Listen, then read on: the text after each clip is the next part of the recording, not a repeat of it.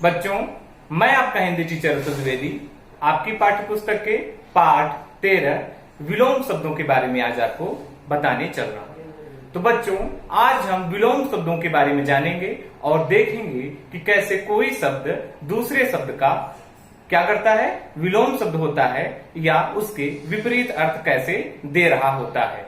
आइए हम देखते हैं विलोम शब्दों के बारे में। तो सबसे पहले हम यह देखेंगे कि कुछ शब्द ऐसे होते हैं बच्चों, कुछ शब्द ऐसे होते हैं जो एक दूसरे के विपरीत अर्थ देते हैं। ठीक है, आज हम उन्हीं विपरीत अर्थ देने वाले शब्दों के बारे में जानकारी प्राप्त करेंगे। ठीक है बच्चों, तो आइए देखें, आपकी पाठ्य पुस्तक का ही एक दो उदाहरण है। हम आइए उन उदाहरणों पर चर्चा करें और चित्रों के माध्यम से समझने का प्रयास करें कि आखिर ये एक दूसरे के विलोम शब्द या विपरीतार्थक शब्द कैसे हो गए। तो आइए देखते हैं कि आपकी पाठ्यपुस्तक में दिया गया पहला चित्र है कि चिड़िया क्या है, चिड़ियाघर में एक छोटा बंदर था। ये चित्र दिया गया है, उसमें दिया गया है कि चिड़ियाघर में एक छोटा बंदर था। और दूसरा दिया गया है कि दूसरे शब्द में ये दिया गया है कि चिड़ियाघर में एक बड़ा बंदर था। मतलब यहाँ पे जो चित्र दिया गया है, इस चित्र में हम ये देख रहे हैं कि चिड़ियाघर में एक छोटा बंदर है और चिड़ियाघर में ही एक बड़ा बंदर है। आप बड़ा और छोटे में, बड़े और छोटे में यहाँ पे आपको फर्क पता चल रहा होगा कि यहाँ पे बड़ा क्या है और छोटा क्या है, इसके बारे में हमें पता चल पा रहा है। अतः जो छोटा है वह बड़े का क्या है, विलोम शब्द या विपरीतार्थक शब्द हो जाएगा। क्यों हो जाएगा बच्चों? क्योंकि ये एक दूसरे के विपरीत अर्थ को दे रहे हैं। अतः हम इन्हें क्या कहेंगे बच्चों?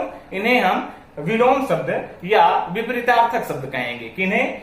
ये छोटा और बड़ा को हम क्या कहेंगे?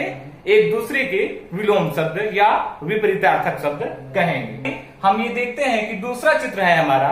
दूसरे चित्र में हम यह देखते हैं कि दूर एक शेर खड़ा था। क्या था बच्चों? दूर एक शेर खड़ा था और पास में एक हाथी खड़ा था। मतलब यहाँ पे हम देख पा रहे होंगे कि जो चित्र है हमारा, इसमें एक शेर खड़ा है, वह दूर दिखाई दे रहा होगा आपको। वहीं एक हाथी भी खड़ा है, वह आपको चित्र में पास में ही दिखाई दे रहा है। हम चित्र के माध्यम से एकदम स्पष्ट समझ पा रहे होंगे कि शेर वो दूर है और हाथी पास में है। ठीक है, अतः दूर और पास एक दूसरे के विपरीत अर्थ को प्रकट कर रहे हैं, अतः हम इन्हें विलोम शब्द कहेंगे। इसी तरह से हमारा तीसरा चित्र है। तीसरे चित्र में हम देखते हैं कि वह पतला लड़का है। आपको यहाँ पे दो लड़के दिखाई दे रहे होंगे, एक पतला है वहीं दूसरा क्या है बच्चों? मोटा है। तो हम ये देखते हैं कि चित्र में कि एक पतला लड़का आपको दिखाई दे रहा होगा, वहीं एक दूसरा मोटा लड़का दिखाई दे रहा होगा। यहाँ पे मोटा और पतला क्या कर रहे हैं? एक दूसरे के विपरीत अर्थों को प्रकट कर रहे हैं, अतः हम इन्हें क्या कहेंगे बच्चों? इन्हें हम विलोम शब्द या विपरीतार्थक शब्द कहेंगे। चौथा हमारा चित्र है। चौथे चित्र में हम देखते हैं कि मेज के ऊपर किताब रखी है। क्या है? मेज के ऊपर चित्र में किताब रखी हुई है और वहीं पे इसी चित्र में दूसरा है कि मेज के नीचे पुस्तक रखी हुई है या किताब रखी हुई है। तो हम देखते हैं कि एक मतलब इसी चित्र में एक जगह पे किताब मेज के ऊपर है, वहीं दूसरी जगह पे जो मेज है उसके नीचे किताब रखी गई है। तो हम ये देखते हैं कि ऊपर और नीचे ये एक दूसरे के विपरीत अर्थों को दे रहे हैं। ठीक है, आप किताब में आप देख रहे हैं कि इनके अंदर इनमें कितने अंतर है। ठीक है, इनमें समानता बिल्कुल भी नहीं है, अतः हम इन्हें क्या कहेंगे बच्चों? इन्हें हम विपरीतार्थक या विलोम शब्द कहेंगे। अब आइए हम विलोम शब्द की इन्हीं उदाहरणों के आधार पे विलोम शब्द की परिभाषा करने का प्रयास करें और देखें कि आखिर विलोम शब्द किसे कहते हैं, इसकी परिभाषा क्या है। तो विलोम शब्द की बच्चों परिभाषा है, यहाँ पे दी गई है कि एक दूसरे के विपरीत अर्थ को देने वाले, क्या? एक दूसरे के विपरीत अर्थों को देने वाले शब्दों को क्या कहेंगे बच्चों? विलोम शब्द या विपरीतार्थक शब्द कहते हैं।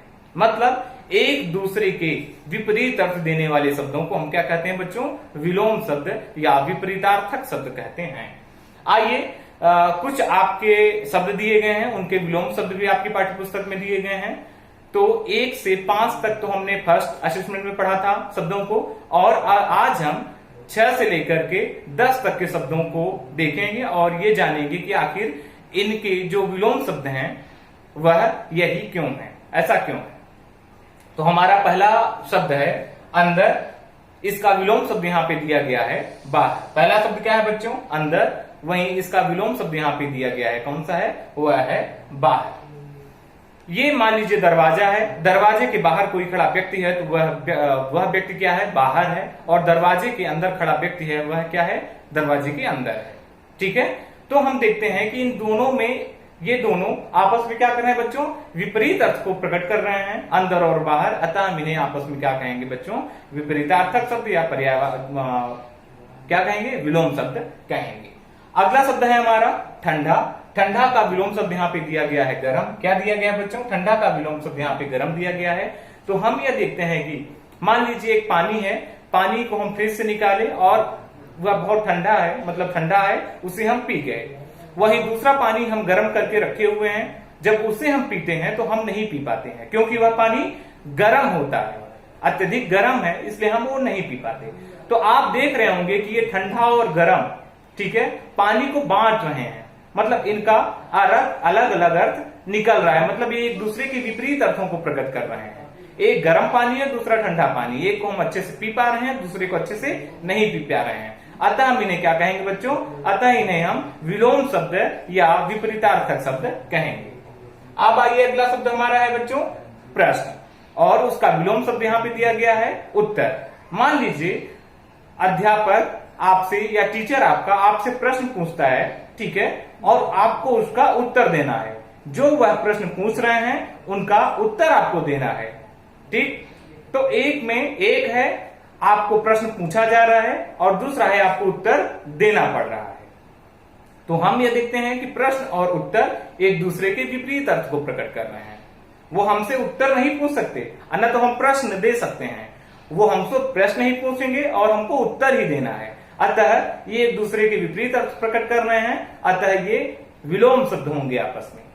आइए, हमारा चौथा जो शब्द है वह है आदर। इसका विलोम शब्द यहाँ पे दिया गया है, वह है निरादर। ठीक है बच्चों, आप मान लीजिए अपने एक मित्र के यहाँ जाएं, आपका मित्र जो है आपको देखते ही आपको गले से लगा ले, ठीक है, और आपके पास लगातार बैठा रहे, आपसे लगातार बातें कर रहा हो, आपका सुख दुख पूछे, आपको अनेक तरह के व्यंजन घरे बना करके खिलाए, ठीक है। वहीं आप जब दूसरे मित्र के यहाँ जाएं तो आपसे सही से बात तक न करे, आपको सूखा पानी भी न पूछे, तो आप वहां पे निरादर का भाव महसूस करेंगे।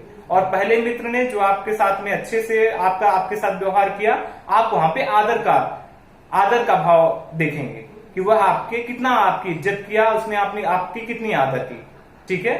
तो यहाँ पे हम देखते हैं कि एक दूसरे के विपरीत अर्थों को प्रकट कर रहे हैं, एक दूसरे के विपरीत अर्थों को दे रहे हैं, अतः हम इन्हें विलोम शब्द या विपरीतार्थक शब्द कहेंगे।